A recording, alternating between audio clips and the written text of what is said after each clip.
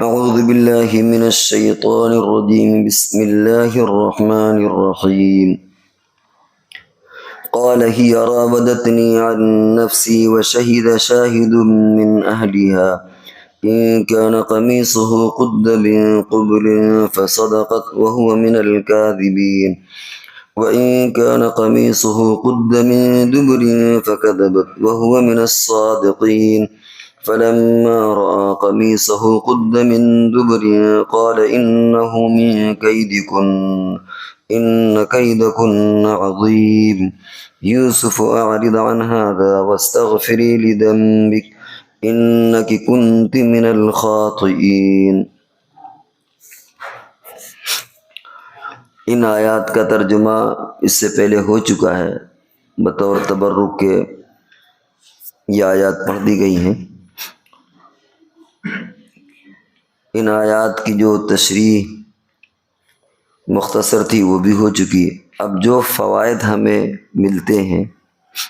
جو نصیحت ہمیں ملتی ہیں ان آیات سے، یہ تقریباً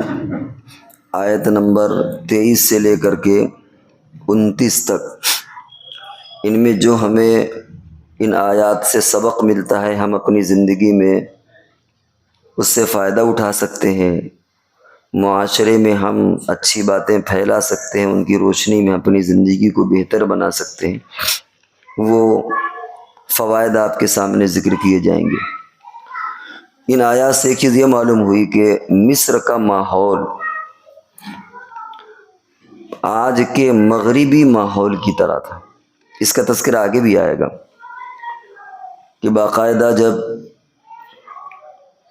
زلیخا اپنے اسکیم میں اور اپنے اس منصوبے میں ناکام ہو گئی تو پھر اس نے ایک اور دوسری ٹرک کھیلی، بہت سے لوگوں کو اکٹھا کیا، بہت سی مستورات کو، اور وہاں ایک تقریب کی، ایک فنکشن کیا، اور اس میں چھری بھی رکھی کھانے کے لیے، فروٹ رکھے، اور پھر ان عورتوں نے اپنی انگلیاں کاٹیں، اس کا تذکرہ آگے آ رہا ہے۔ تو یہ جو ایک پورا ماحول ہے، اس سے معلوم یہ ہوا کہ جس طریقے سے آج مغرب کا ماحول ہے، مغربی تہذیب ہے، ویسٹرن کلچر ہے، یورپین تہذیب ہے، اس زمانے کے اعتبار سے تقریباً ملتا جلتا وہی ماحول تھا، وہی تہذیب تھی۔ عورتوں کے اندر لٹکے جھٹکے، میک اپ، دکھاوا، نمائش، زیبائش، مصر میں اس زمانے میں بھی، اس زمانے کے اعتبار سے ساری چیزیں رائج تھیں، اور یوسف علیہ السلام کو اسی ماحول میں کام کرنا تھا، آگے اللہ کو نبی بنانا تھا، اسی ماحول میں کام کرنا تھا۔ تو اس طرح کے واقعات، بلکہ اس واقعے سے یوسف علیہ السلام کو اللہ تعالیٰ نے پختہ کر دیا، مضبوط کر دیا، اور دوسری طرف ان عورتوں کو بھی، اور خاص طور سے جو زلیخا، اس کو بھی مایوس کر دیا کہ یوسف کسی کے پھندے میں آنے والے نہیں ہیں، ان کو بہکایا نہیں جا سکتا،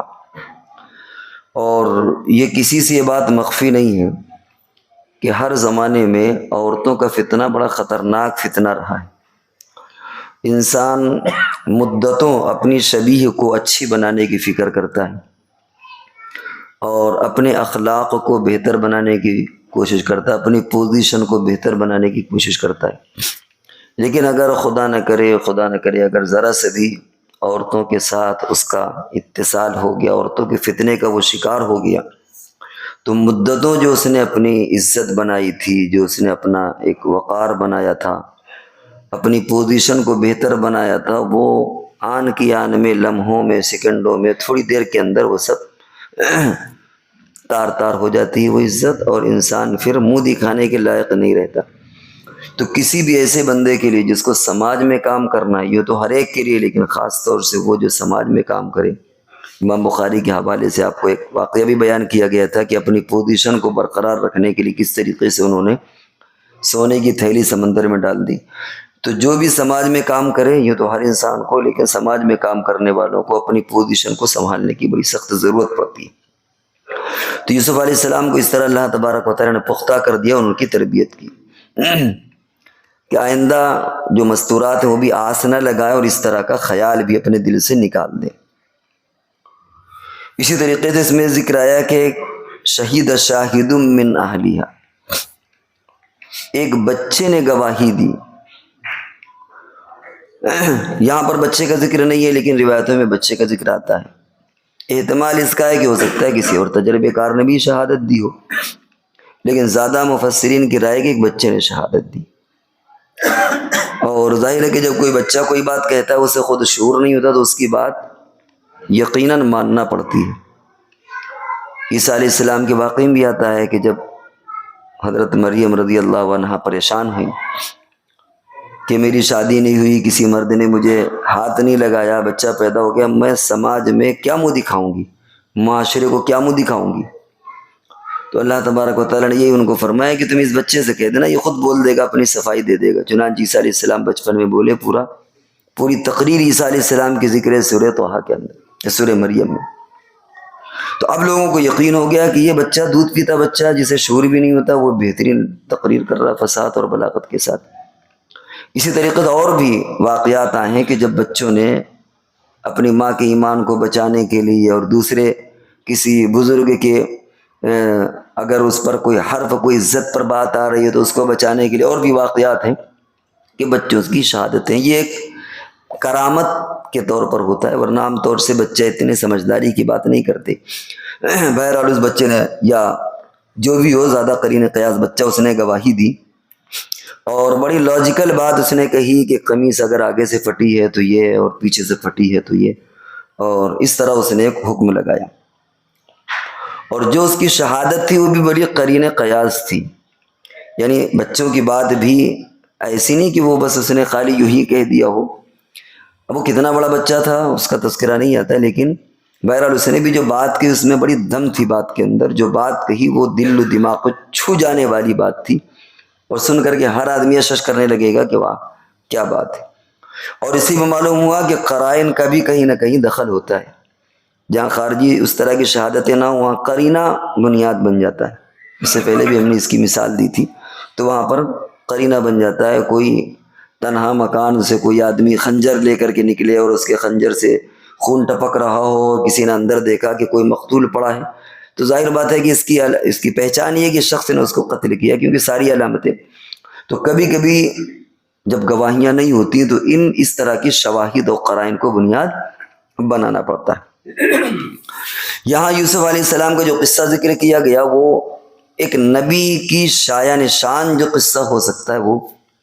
بیان کیا گیا، قرآن نے بیان کیا۔ اس کے بالمقابل بائبل کے اندر جو ذکر ہے وہ اتنا گھناؤنے انداز میں ہے کہ ایک نبی تو کیا ایک عام انسان بھی اس انداز میں وہ منظر کشی یعنی اگر پیش کی جائے تو ایک عام انسان کے لیے بھی وہ باعث توہین ہے کہ یوسف کپڑے وہیں چھوڑ کر کے ننگے بھاگے۔ ظاہر بات ہے کہ اگر کوئی نبی تو نبی کوئی سمجھدار بھی انسان ہوگا تو ننگا بھاگنے کی کیا ضرورت ہے کہ پیجامہ چھوڑ کر کے بھاگے، لنگی چھوڑ کر کے بھاگے۔ آگے آدمی تو ایسے موقع پر بھی کپڑے سنبھال کے بھاگتا ہے، کپڑے لے کے نکلے گے تھوڑی کہ برہنہ ہو کر کے نکلے۔ لیکن بائبل کے اندر اس کا ذکر ہے، تلمود کے اندر یہ ذکر ہے کہ پھر اس کے شوہر نے جو آیا نا کہ وہ جب نکلے یوسف اور زلیخا تو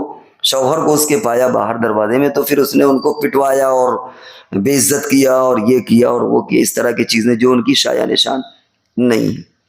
اور ایسے خاص طور سے ایسے فرد کے لیے کہ جس کو آگے چل کے امت میں کام کرنا ہے، ایسے لیے تو ممکن ہی نہیں ہے،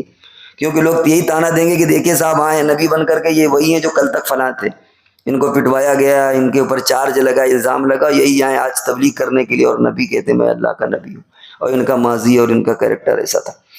تو بائبل اور تلمود کے اندر یہ اس انداز میں قصے کو بیان کیا گیا ہے کہ آدمی ایک نبی کی شان تو کیا ایک عام انسان کی بھی شان سے فروتر ہے، وہ چیز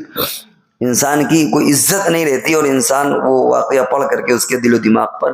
ایک اس بندے کی حقارت اور اس کی ایک بے عزتی اس کے ذہن میں آ جائے گی۔ لیکن قرآن نے جو واقعہ بیان کیا اس سے ظاہر بات ہے کہ جس انداز میں بیان کیا گیا وہ آپ نے سنا کہ یوسف علیہ السلام بھاگے اور کس طریقے سے گناہ سے بچے، واقعتاً جو ایک نبی کی شان ہے وہ یہاں پر ذکر کی ہے۔ اس میں ایک اور بڑا اہم پیغام یہ ہے کہ وہ اس وقت مدینے میں خاص طور سے